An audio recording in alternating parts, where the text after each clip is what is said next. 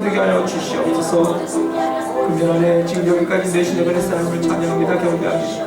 앞으로도 여호와의 하나님으로서 우리가 동행하여 주시사 우리에게 감사하고 기쁨을 지금 돌아가게 하여 주옵시고, 우리가 무엇을 하든지 먹든지 마든지 하나님의 영광을 위해 살아가는 성도로 하나님 앞에 헌신하는 성도 되게 하여 주시옵소서. 사랑과 은혜가 풍성하신 하나님 아버지, 참으로 한 해 동안 우리를 은혜 가운데 붙들어 주옵시고 지금 여기까지 인도해 주신 그 에베네셀 하나님을 찬양합니다. 오늘도 우리와 동행하신 임마누엘의 하나님, 그리고 앞으로도 새해를 통해 우리의 길을 인도하신 여호와 일의 하나님을 찬양하고 경배합니다. 오늘 이 시간 주님의 은혜 감사하며 주님 앞에 마지막 주일로 영광 돌려오니 주님 기뻐 받아 주옵시고, 말씀 가운데 우리 가운데 역사해 주셔서 우리 심령이 할례받게 하여 주옵시고, 그리스도 예수의 심장으로 세상을 품고 정복하고 다스리는 하나님의 축복의 통로로 쓰임받게 하여 주옵소서. 육시 연약한 성도들, 문제가 있는 성도들 오늘도 주 안에서 치료받기 원합니다. 자유함을 얻길 원합니다. 셈을 얻어 주의 사명 감당하기를 원하오니 이 시간 하나님 말씀 들을 때 우리의 심령이 뜨거워지게 하여 주옵시고, 우리가 세상을 품을 믿음의 그릇으로서, 믿음의 큰 그릇으로서 다시 한번 주 안에서 변화하는 역사가 있게 하여 주시옵소서. 금년 한 해까지 인도해 주신 주님의 은혜 감사하며 레바논 순복음자들이 더욱더 하나님의 능력이 넘치는 재단 되게 하여 주옵시고, 섬기는 성도들 범사를 은혜 가운데 붙들어 주시사 이름 없이 빛도 없이 수고할 때 주님 위로하여 주옵시고, 사람의 위로가 아닌 주님의 위로를 통해서 날마다 마음의 평안과 안식을 누리는 귀한 삶이 되게 하여 주시옵소서. 오늘도 말씀을 통하여서 주님의 뜻을 따라 행할 때 주님께서 그 말씀대로 되어지는 축복이 넘치는 성도의 삶이 되게 하여 주옵시고, 많은 열매 맺어 하나님 앞에 영광 돌리게 하여 주옵소서. 오늘도 선한 청지기로서 사명을 열심으로 감당할 때 우리에게 주신 달란트 분량대로 수고하여 하나님 앞에 영광 돌리며 많은 생명을 주께 인도하는 하나님의 귀한 권속들로 인도하여 주옵소서. 예수님의 이름으로 기도드렸사옵나이다. 아멘. 할렐루야. 우리 옆에 분들과 오늘은 이런 인사를 나누겠습니다. 지난 한 해 주신 사랑에 감사합니다. 지난 한 해 주신 사랑에 감사합니다.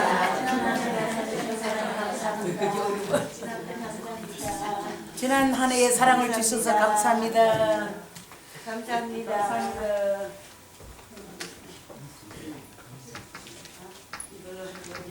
우리가 역사를 공부하다 보면은 한 나라가 몰락하는 과정을 보게 됩니다. 예컨대 신라와 당나라의 연합군의 공격을 받은 백제에 나라가 풍전등화의 위기 가운데 처하게 되니까 백제 계백 장군이 자기 가족을 다 죽이고 마지막으로 비장한 각오로 전쟁터에 나갑니다. 그래서 황산벌 전투에서 꺼져가는 나라의 등불을 다시 켜겠다고 참 최선을 다해서 전쟁터에 임했지만은 결국은 전쟁터에서 전사를 하게 되고 백제는 패하게 됩니다. 그래서 나라가 함락되게 되니까 의자왕을 모셨던 3천 궁녀들이 낙화하면서 다이빙을 해서 전부 죽게 되는 그런 역사의 기록을 우리가 기억합니다. 참 그런 장면을 생각하면은 마음이 아려옵니다. 근데 오늘 본문에는 바로 그 세계적인 대제국이었던 바벨론의 마지막 밤을 보고 있습니다. 그 바벨론은 그야말로 세계적으로 최초로 대제국을 건설한 나라였는데 그 바벨론의 부귀와 권세와 영화가 그야말로 몰락하게 됩니다. 이 바벨론의 마지막 밤은 화려한 잔치로부터 시작되었다가 공포와 경악의 도가니로 변하고 있습니다. 야고보서 4장 13절에 상인들이 이렇게 얘기를 합니다. 오늘이나 내일이나 우리가 아무 도시에 가서 거기서 1년을 유하며 장사하여 이익을 보리라. 1년 동안 장사해서 이익을 본다는 것은 결코 잘못된 것이 아닙니다. 그것은 이제 장사하는 사람들의 본분이며 직업입니다. 근데 하나님께서 그들을 향해 이렇게 꾸짖으세요. 내일 일을 너희가 알지 못하는도다. 너희 생명이 무엇이뇨? 너희는 잠깐 보이다가 없어지는 안개니라. 너희가 도리어 말하기를 주의 뜻이면 우리가 살기도 하고 이것저것을 하리라 하였거늘. 이 상인들의 잘못은 장사에서 이익을 남기겠다는 것이 아니라 바로 자기 생각대로 모든 게 될 것이라고 착각한 것에 있습니다. 그래서 이와 같이 참 우리의 인생을 우리 뜻대로 다 할 수 있다고 하는 것이 잘못된 생각이라는 것입니다. 어떤 사람이 이제 다이어트를 하기로 했어요. 다이어트를 하려고 할 때마다 특별히 참 그 음식의 유혹을 많이 받지 않습니까? 그래서 비장의 각오를 했는데 어느 날 이제 운전을 하다가 보니까 그 앞에 도넛 가게가 있는 거예요. 그래서 이 사람이 또 유혹을 느꼈는데 이렇게 하나님께 기도했어요. 하나님, 만약에 내가 오늘 도넛을 먹는 것이 하나님의 뜻이 아니라면은 저 도넛 가게 앞에 주차장에 빈 공간이 하나도 없게 해 주옵소서. 그래서 그 주차장 안에 들어가니까 정말 빈 공간이 없는 거예요. 이 사람이 그냥 지나쳤어요. 그랬는데 한 30분이 지난 후에 이 사람의 입에는 도넛이 하나 가득 물려있더라는 것입니다. 어떻게 된 것입니까? 이 사람이 이렇게 기도하는 거예요. 하나님께서 축복해 주셔서 내가 이 블럭을 9번 도른 끝에 마침내 빈 공간을 허락하셨습니다. 하나님의 뜻으로 알고 감사히 먹겠습니다. 자기 뜻은 다 정해놓고 거기다 하나님의 뜻을 갖다 붙이는 거예요. 전도서 3장 1절로 2절에 보면은 날 때가 있고 죽을 때가 있고 심을 때가 있고 뽑을 때가 있다고 했습니다. 자신은 죽지 않을 것이라고 장담하는 사람은 세상에 없습니다. 누구나가 인생은 죽게 되어 있습니다. 그런데 이렇게 건강하게 버젓이 살아있다는 그 사실 자체가 우리로 하여금 우리에게 임할 죽음을 심각하게 받아들이지 못하게 한다는 것입니다. 가령 암으로 시한부 인생을 살고 있는 사람이라면 죽음에 대해서 심각하게 여기고 준비하게 될 것입니다. 그러나 대부분의 사람은 자신이 언젠가 죽는다는 것을 알면서도 그 죽음을 결코 심각하게 생각하지 않습니다. 그러다가 어느 날 갑자기 자기 앞에 다가온 죽음 앞에 아무런 준비 없이 너무나도 와르르 무너지는 그런 모습을 볼 때가 있습니다. 그래서 죽음을 준비하지 못했다는 것은 죽음 이후의 생을 준비하지 못했다는 뜻이기도 합니다. 이 바벨론 제국의 벨사살 왕이 하나님을 능멸하고 그리고 온갖 우상을 찬양하며 교만을 떨었습니다. 특별히 이 벨사살 왕은 예루살렘 성전에서 빼앗아온 금은 기명에다가 술을 담아가지고 그 잔치에 참석한 신하들과 귀인들과 함께 나눠 먹습니다. 하나님의 성전에서 쓰이는 거룩한 그릇을 욕보이는 짓을 했던 것입니다. 그리고 바벨론의 온갖 우상을 찬양하며 하나님을 모욕했습니다. 죽으려면 무슨 짓을 못하겠습니까? 그러니까 하나님의 것을 멸시하는 것은 곧 하나님을 무시하는 것과 마찬가지입니다. 반면에 하나님의 것을 존중하고 귀하게 여기는 것은 그만큼 하나님을 존중하고 사랑하는 것입니다. 그래서 우리가 하나님의 성전을 사모하고 하나님의 성전을 아낀다면 그만큼 하나님을 사랑하는 것이고 하나님의 말씀을 사모하고 그 하나님 말씀에 순종하기를 노력하는 것은 그만큼 하나님을 존중하고 사랑하기 때문입니다. 그래서 우리 모두는 하나님의 것을 멸시하지 말고 하나님의 것을 귀하고 사랑하는 성도가 되시길 바랍니다. 그러니까 벨사살 왕은 하나님을 찬양하는 대신에 바벨론의 금은동철 목석으로 된 우상을 찬양합니다. 잔치를 베풀어서 하나님께 영광 돌리는 것이 아니라 그 영광을 자기가 다 가로채려 하고 있습니다. 그렇게 교만한 벨사살 왕을 향해서 오늘 본문은 심판의 메시지가 선포됩니다. 여흥이 한창 무르익었을 때 이 벨사살 왕이 앉은 자리 맞은편에 벽에 갑자기 사람의 손가락이 나타납니다. 몸뚱아리는 없고 사람의 손가락만 나타나는 것. 그래서 한참 잔치 분위기가 무르익어서 즐기고 있는데 그 장면을 본 잔치에 참석한 모든 사람들이 경악해서 장례는 쥐죽은 듯이 조용하게 되었어요. 사람들이 다 보고 있는데 그 벽에 나타난 손가락이 무슨 글씨를 쓰는 거예요. 그러니까 하얗게 회칠한 벽이기 때문에 그 손가락으로 써진 글씨는 너무나도 선명하게 보였다는 거예요. 그걸 보고서 벨사살 왕이 겁이 났어요. 그래서 도대체 이게 무슨 말인가 해서 바벨론의 박사와 술객들 다 불러가지고 그 글을 읽고 해석해보라 그랬어요. 그런데 여러분 생각해 보세요. 우상을 숭배하는 바벨론의 박사와 술객들과 점쟁이들이 어떻게 거룩한 하나님의 말씀을 해석할 수가 있겠습니까?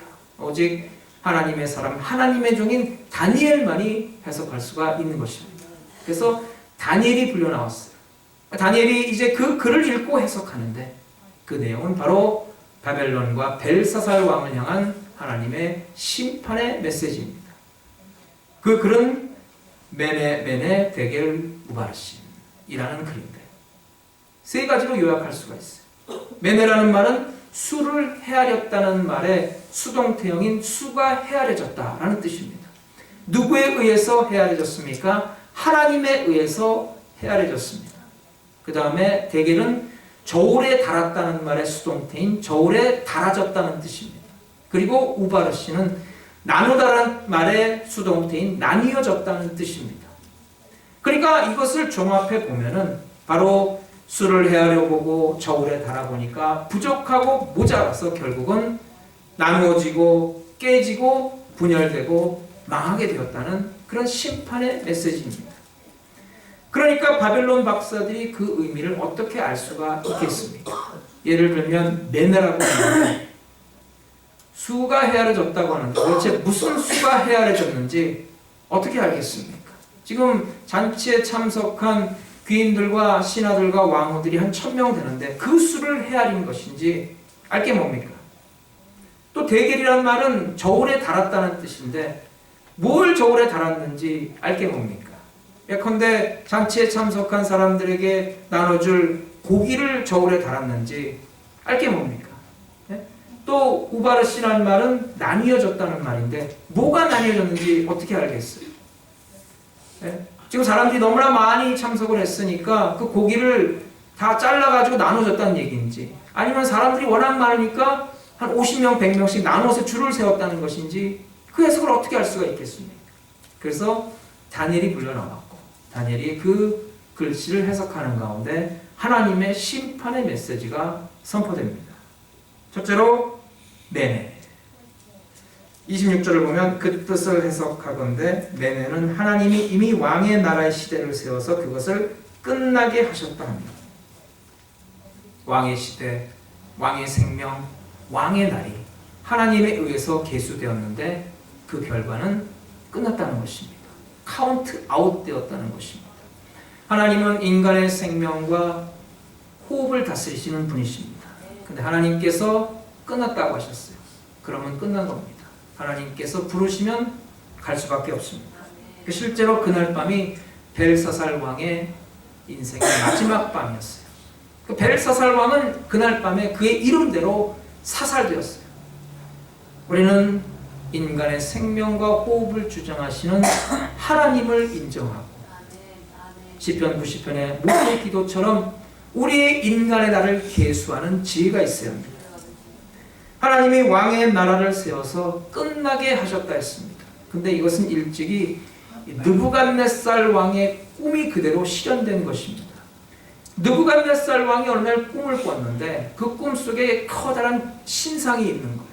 근데 머리는 금으로 되어 있고 그리고 팔과 가슴은 은으로 되어 있는데 그 바벨론의 술객들이 그것을 해석하지 못하고 다니엘이 해석을 했는데 결국은 바벨론이 망하고 바벨론의 시대가 가고 그 주권이 다른 나라로 넘어가게 된다는 그런 해석이었어요.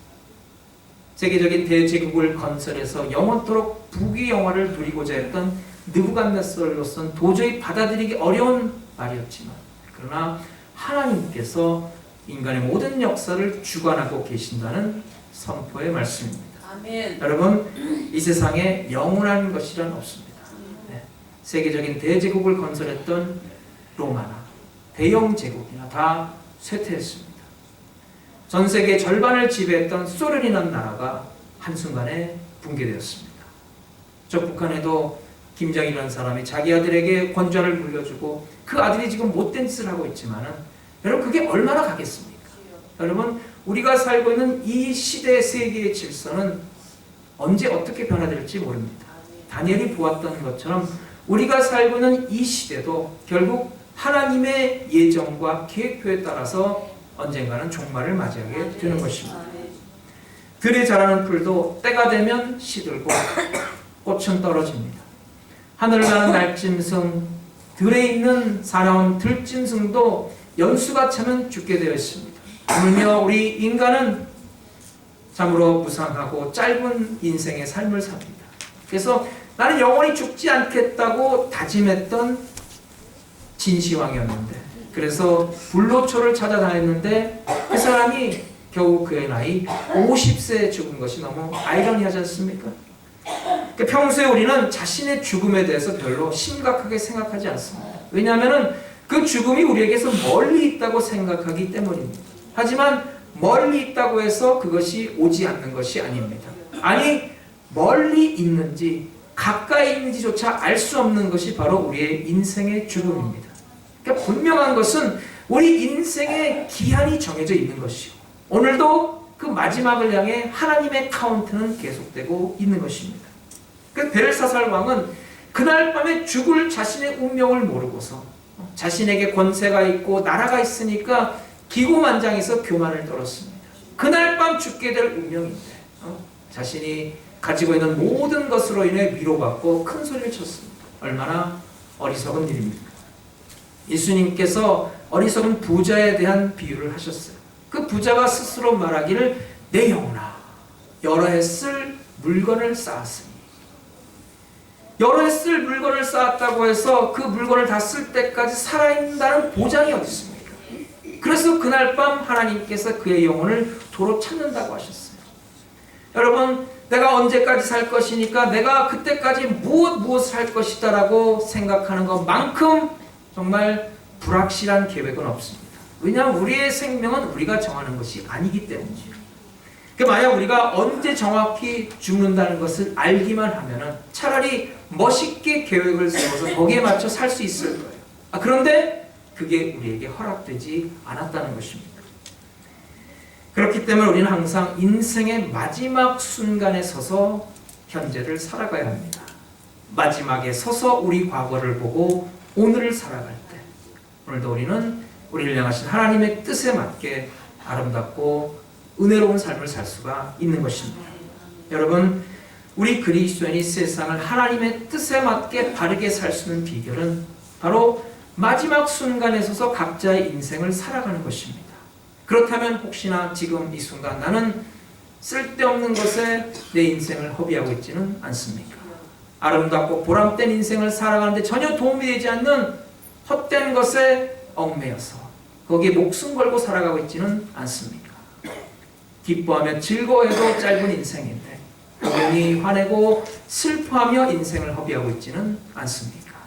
여러분, 시편 116편 12절에 시편 기자의 고백이 우리에게 감동을 줍니다. 여호와께서 내게 주신 모든 은혜를 무엇으로 보답할꼬?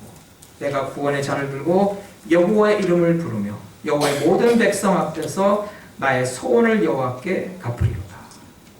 나를 구원하신 하나님의 은혜를 생각할 때 우리는 얼마든지 기쁘고 감사하며 영광 돌린 삶을 살 수가 있습니다.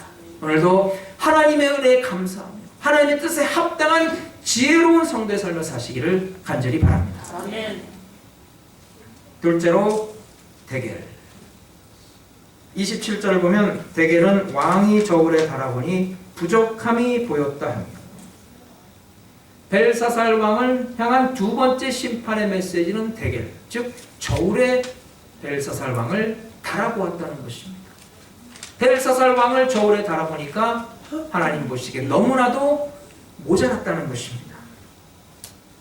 남자가 군대 가려면 신체 검사를 받습니다. 신체 검사 중에 중요한 부분이 바로 몸무게를 측정하는 거예요. 근데 몸무게에 어떤 기준이 있는데 거기 기준치에 미달하면 불합격 판정을 받아서 군대에 갈 수가 없습니다. 그래서 벨사살 왕이 하나님의 저울에 올라갔어요. 그런데 하나님의 기준에서 볼 때 턱없이 모자란 거예요. 불합격 판정을 받았습니다. 벨사살 왕이 사람의 기준과 평가로는 유능하고 훌륭한 왕이었을지 모르겠어요. 그러나 하나님의 기준과 평가로 볼 때 하나님의 저울에 올려놓고 달아보니까 턱없이 모자랐다는 것입니다. 여러분, 하나님의 저울에는 벨사살 왕만 올라가는 것이 아닙니다. 우리 모두도 최후의 심판 때 하나님의 저울에 올라갑니다. 아니, 하나님의 저울에 올라가는 것은 최후의 심판 때가 아니에요. 그때뿐만 아니라 우리는 오늘도 무엇을 하든지 누구를 만나든지 어떻게 살아가든지 항상 하나님의 저울에 올라가고 있다는 것입니다. 아멘. 오늘 저는 우리 교회 담임 목사로서 하나님의 저울 위에 올라갑니다. 거기 저울에 눈금이 나오겠죠. 아, 이거는 참 교회를 향한 비전이 모자라구나. 아, 이건 교회들을 향한 사랑과 헌신이 모자라구나. 아, 이거는 교회들을 바로 인도할 말씀과 기도의 시간이 모자라구나. 뭐 그런 결과가 나면 곤란하겠죠. 그러나 그런 결과가 나온다 할지라도 그것이 최후의 심판이 아니기 때문에 우리에게는 또 다른 기회가 주어지는 것입니다. 그래서 저울 위에 올라가서 나의 부족한 모습을 발견하고 그리고 그 부족한 것을 채울 수 있고 하나님의 뜻대로 바로 살 수 있는 기회가 우리에게 다시 주어지는 것입니다. 또 가장으로서 남편과 아빠로서 하나님의 저울에 올라갑니다. 거기 눈금이 나오죠. 우리 모두가 다 하나님의 저울에 올라간다는 것입니다. 남편은 남편으로서, 엄마는 엄마로서, 또 이 나라의 한 시민으로서, 한 인간으로서 저울에 올라갑니다. 또 그리스도인이란 이름으로 저울에 올라갑니다. 거기 나오는 눈금은 어디를 가리키고 있습니까? 이처럼 우리가 오늘 하나님의 저울에 미리 올라가는 것은 정말 큰 은혜가 아닐 수 없습니다. 여러분 우리가 미리 올라가서 그 눈금을 보면서 부족한 우리의 모습을 볼 때 사실 그것이 썩 유쾌한 그런 일은 아니지만 그러나 그것으로 인해서 나의 부족한 점을 다시 채울 수가 있다면 여러분 그것이 얼마나 귀한 일입니까? 옛날에 한국에서 대학에 들어가기 전에 학생들은 학력고사를 받습니다. 대학 입시 시험입니다. 근데 그 대학 입학 시험을 치르기 전에 학교에서 몇 번이나 모의고사를 치릅니다. 모의고사를 치르면서 대학 입학 시험을 준비하는 거예요. 그래서 하나님의 최종적인 심판이 이르기 전에 우리가 하나님의 저울에 올라가는 연습을 통해서 우리의 부족한 점을 발견하고 우리가 더욱더 하나님 보시기 아름답고 예쁘고 기뻐하실 그런 모습으로 변화되어 간다면 여러분 그것이 얼마나 복된 일입니까? 여러분 종종 몸무게를 재기 위해 저울 위에 올라가실 때가 있으시죠? 자기 몸무게에 관심이 많은 사람일수록 더 자주 저울에 올라갑니다. 또 특별히 지금 다이어트 중이거나 자기 몸무게에 자신이 있는 사람일수록 저울 위에 올라가는 것을 즐겨합니다. 반면에 자신의 몸무게에 대해서 자신이 없는 사람일수록 저울 위에 올라가는 것을 싫어합니다. 여러분 그런데 저울에 올라가지 않는다고 해서 지금의 현실이 부정될 수는 없습니다. 근데 여러분 저울에 올라갈 때마다 동시에 하나님의 저울 위에 올라가는 연습도 한번 해보세요. 자신의 영적인 상태에 관심이 많고 영혼을 향한 사모하는 마음이 많은 사람일수록 하나님의 저울 위에 올라가는 횟수가 더 많을 것입니다. 하나님의 저울 위에 올라가는 연습을 많이 할수록 우리는 더욱더 하나님 보시기에 또한 세상 사람 보기에 참으로 아름답고 복된 성도의 삶을 세상 사람들에게 보여주고 살아갈 줄로 믿습니다. 여러분 금년 안에 살아온 모습을 한번 돌이켜보세요. 지금 하나님께서 우리를 부르십니다. 왜냐하면 하나님의 저울 위에 우리를 달아보기 위해서요. 여러분 저기 보이시죠? 하나님의 저울이 서 있어요. 여러분 가서 한번 올라가서 보세요. 그럼 거기 눈금이 있을 것입니다. 근데 그 눈금은 아마 여러 종류가 있을지도 몰라요. 우선 얼마나 정직하고 성실하게 살았는지에 대한 눈금이 있습니다. 더 세밀한 저울이라면은 정말 사소한 것까지 거짓말을 몇 번까지 했다는 그런 횟수까지 나올지도 몰라요. 그 옆에 또 다른 눈금이 있어요. 금년 한 해 동안 하나님의 자녀로서 내가 얼마나 신앙에 합당한 삶을 살았는가를 가리키는 눈금입니다. 만약에 빨간색 등이 켜졌다면 그것은 경고입니다. 만약에 파란색 등이 켜졌다면 하나님께서 참으로 기뻐하고 계시다는 뜻입니다. 그 옆에 또 다른 눈금이 있어요. 하나님의 백성으로서 하나님께 예배드리는 모임에 얼마나 열심히 참석했는가를 가리키는 눈금입니다. 만약 거기에 빨간 경고등이 들어왔다면 내년부터는 더 열심히 참석하라는 하나님의 뜻입니다. 또 하나님께서 금년 한 해 동안 주신 재물을 얼마나 선하게 사용했느냐에 관한 그런 눈금이 나와 있어요. 만약에 금년 한 해 동안 그 어리석은 부자처럼 그저 내 배를 채우기에만 관심을 가졌다면 거기에는 돼지의 그림이 나올지도 모릅니다. 또 우리가 하나님의 백성으로서 하나님의 성전을 위해서 얼마나 열심히 봉사하고 헌신했냐에 관한 눈금이 있어요. 근데 거기에 하나님께서 점수를 매기시면서 일꾼이라는 판정이 나오지 않고 혹시나 부경꾼이라는 판정이 나왔다면 내년부터는 더 열심히 봉사하는 하나님의 뜻입니다. 또 요셉에게 하나님의 사랑을 전하고 복음을 전파하는 일에 얼마나 열심을 냈는가 하는 그런 수치가 나옵니다. 여러분 그런 데는 과묵하지 마세요. 여러분 혹시나 여러분 주변에 사람들이 내가 당신이 교회 다니는 것도 몰랐다고 정말 어떻게 그렇게 오른손이 하는 것을 왼손이 모르게 할 수가 있냐고 그런 말을 혹시나 들어서는 안 될 것입니다. 예수 믿는 것은 광고하고 온 세상에 전하는 것입니다. 아멘. 그 저울의 눈금들을 보면서 이 시간 조용히 하나님께 말씀을 드려보세요. 만약에 그 저울에 나타난 눈금을 보면서 하나님께서 기뻐하신다면 하나님께 감사와 찬양과 영광을 돌리는 것이고 만약 하나님께서 섭섭해 하신다면 하나님께 용서를 구하고 내년엔 제가 더욱더 열심히 하겠습니다 라고 다짐하는 성도가 되시길 바랍니다. 사랑하는 여러분, 우리 모두 장차 우리 이생의 삶을 하나님 앞에서 평가할 때가 온다는 사실을 잊지 말아야 합니다. 여러분 그 하나님의 저울 위에 올라갈 때 하나님으로부터 선하구나 착하구나 충성되구나 신실하구나 라는 평가를 받을 수 있도록 칭찬받을 수 있도록 오늘 매일의 신앙의 삶에 최선을 다하는 성도가 되시길 바랍니다. 아멘. 셋째로 우바르신 28절입니다. 베레스는 왕의 나라가 나뉘어서 메대와 바사 사람에게 준바되었다 함이니이다. 우바르신은 이제 베레스라는 말이 나오는데 베레스는 이제 단수 형태이고 바르신은 복수 형태입니다. 지금 이제 벨사살 왕과 바벨론이 하나님에 의해서 계수되고 측정되었는데 끝났다는 것입니다. 바벨론이 존재할 연한이 다 찼다는 것입니다. 그러니까 지금 바벨론을 멸망시키기 위해서 메대와 바사의 연합군이 성 밖에 진을 치고 있어요. 여러분 유리컵을 땅바닥에 던지면 산산조각이 나서 형체도 없어집니다. 그래서 지금 메대와 바사 연합군이 쳐들어와서 바벨론을 멸망시켜서 산산조각이 나서 완전히 그렇게 나뉘게 된다는 것입니다. 여기서 우리가 가룟 유다를 생각해 볼 필요가 있습니다. 가룟 유다는 영화롭게도 예수님의 12제자 가운데 하나로 선택받았습니다. 얼마나 영광스러운 직분입니까? 근데 그 직분에 합당한 삶을 살지 못했을 때 결국 그 직분을 다른 사람이 취하게 하셨습니다.